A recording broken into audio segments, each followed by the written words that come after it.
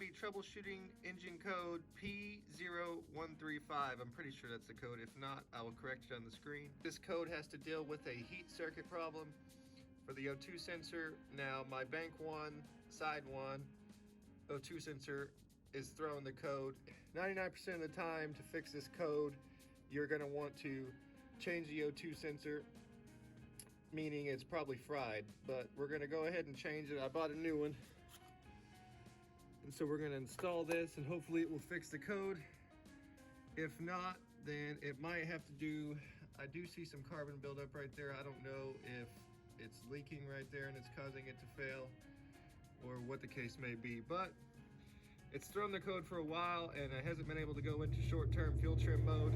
I think it's a necessity that we fix this, that way we can get down to tuning the thing. So first, you're going to want to unplug it. I have it unplugged right here. Secondly, take this and snip it. This is the old connector, 7/8, fits the O2. We're going to break it loose.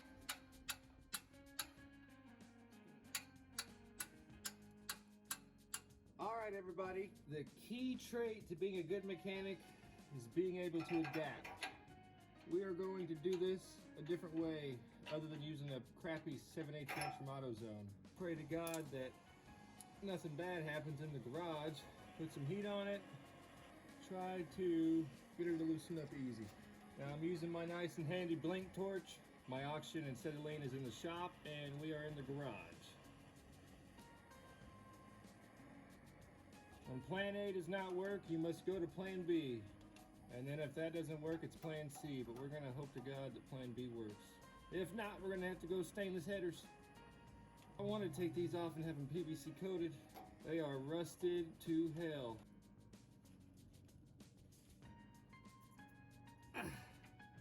She is on there. When some heat doesn't work, you put more. Try this again.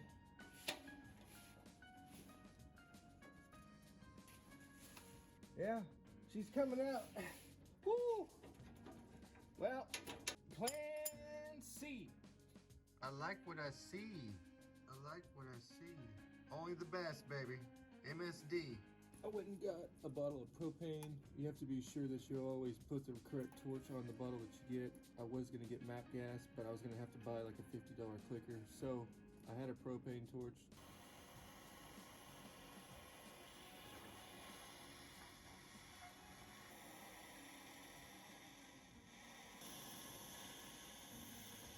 We're gonna get her hot, ladies and gentlemen.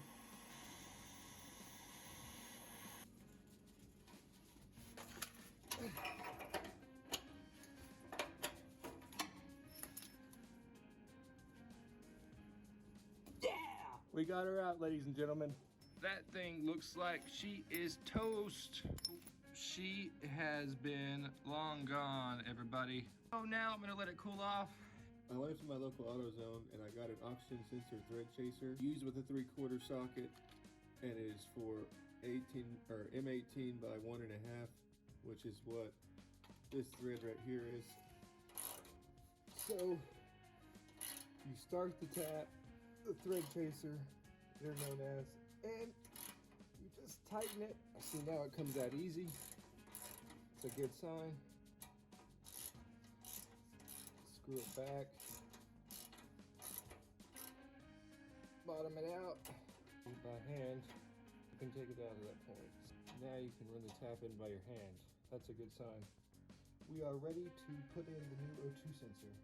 A wrench or this tool will work just fine. The new O2 sensor has anti-seize already on the threads. I brought some out here just in case, but lo and behold, when you pull the cap off, it has anti-seize already on the threads. Here's the old one.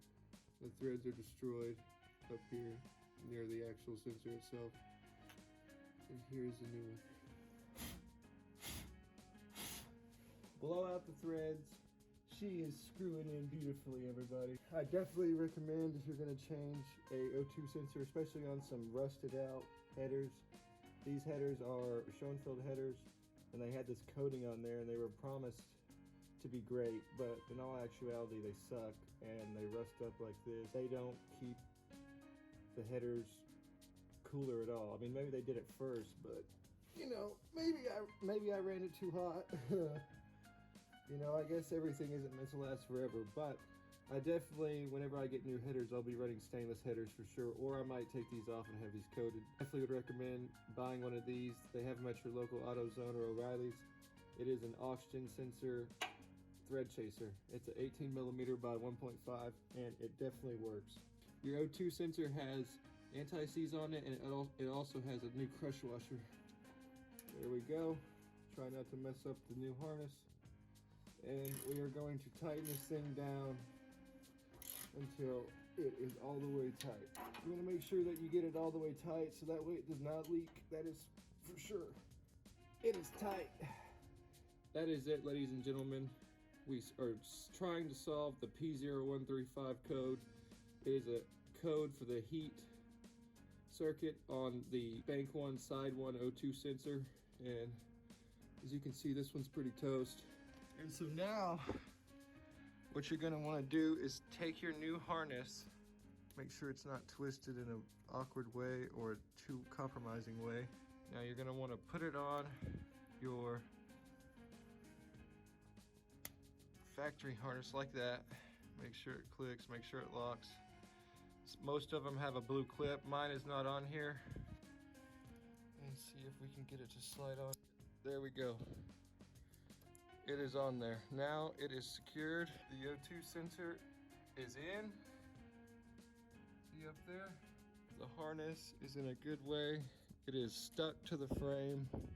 The only thing we can do now is hook up the laptop, start it up, and see if it's connected, and it's going to go into short-term field trim mode.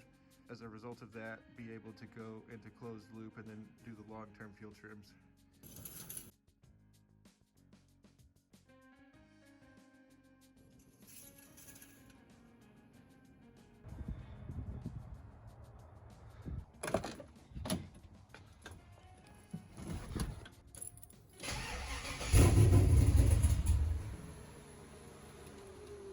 It's been a while since I started her.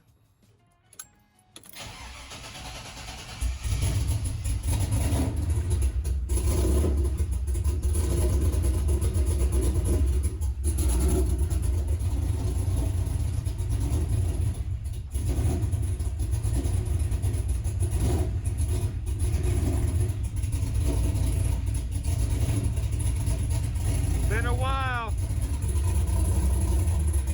Now, I think it was running extremely rich, and I know the cause if that is the case, but we're going to connect to my truck so we can scan this thing. Okay, now we're connected. So let me show you my setup.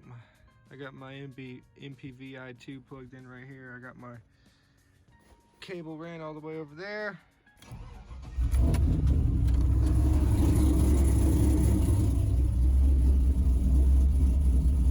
My O2 working?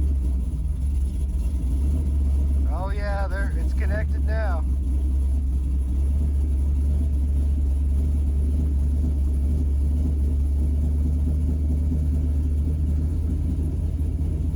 Idling up majorly.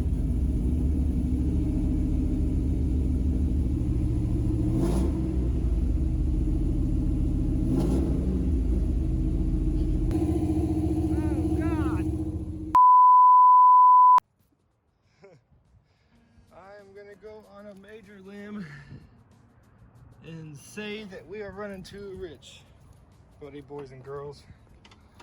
Goodness gracious, it ain't that cold. A while back I put 36-pound injectors on this truck.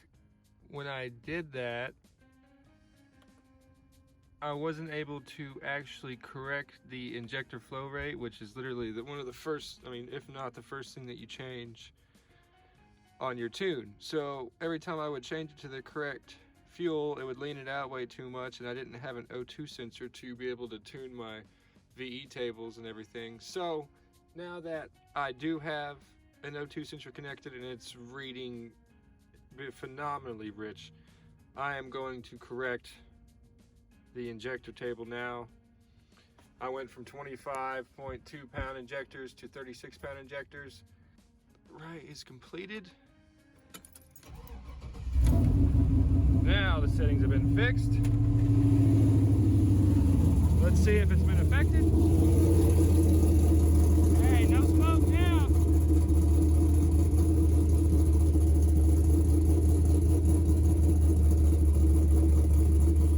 No puffs of white smoke now. She is idling like a maniac.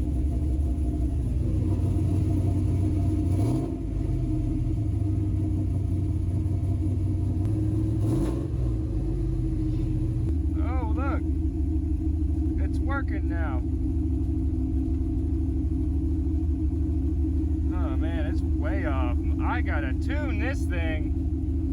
Woo! Yeah, I'm gonna shut her off. That's bad. That is way off, everybody. Woo! We are talking 13%. This is a problemo, but I do know that this is what my injector table should be at. Time to get nitty and gritty and tune this thing to the best of my ability until I get a wideband. For now, I'm gonna try to get my idle and partial throttle, you know, ready with the narrow band O2s. And then once I get the wideband, I can do wide open throttle tuning. Oh man. Well, I'm gonna end this video here, guys. I wanted to rip it nasty and do burnouts for you guys, but I'll be honest with you, my tune's so far off, I'm gonna have to spend a lot of time getting this right. If you guys liked the video on fixing the O2 sensor connection problem, it was code P0135. I have fixed the problem, but now I have an even bigger problem. My tune needs to be addressed. I wanna say thanks to all my viewers for watching this video. I appreciate y'all tuning in, watching me try to solve these problems on these vehicles. This truck right here always gives me some sort of problem. It is time to tune it. And now I got the narrow bands to do it. Like, comment, subscribe, click the bell to be notified when I post a new video. Stay tuned for more videos on this truck and other LS swap vehicles. You guys have an awesome and blessed day.